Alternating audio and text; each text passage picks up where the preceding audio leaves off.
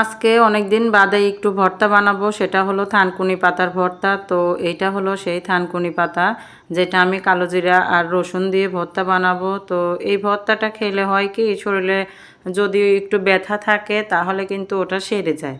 এই কালো জিরা দিয়ে এই থানকুনি পাতার ভর্তাটা অনেকটা উপকার। তো প্রথমেই তো আমি অনেকগুলো রসুন, পেঁয়াজ আর কাঁচামরিচ দিয়ে দিলাম, আর এই থানকুনি পাতাটা আমি আলাদা করে একটু সেদ্ধ করে দিয়েছি।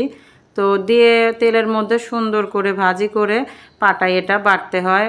অনেক সময় আছে অনেকে এটা ব্লেন্ডারেও কিন্তু বেটে নেয়, তো পাটাতেই আমি এটা সুন্দর করে বেটে নিলাম। আর এই ভর্তাটা দিয়ে কিন্তু সুন্দর ভাত খাওয়া যায়, আর খেতে কিন্তু অনেকটা মজা লাগে। তো এই থানকুনি পাতাটা এক এক জেলায় এক এক নামে পরিচিত, কোথাও কোথাও এটাকে চাম ঘাস বলে, আরও অনেকটা নাম আছে, এক এক জায়গায় এক একটা নাম বলে। তো আমরা থানকুনি পাতা বলি। আর এই তো শেষে পাটা মাখানো ভাতটা কিন্তু খুবই মজা লাগে, যেটা ছোটোবেলায় অনেকটা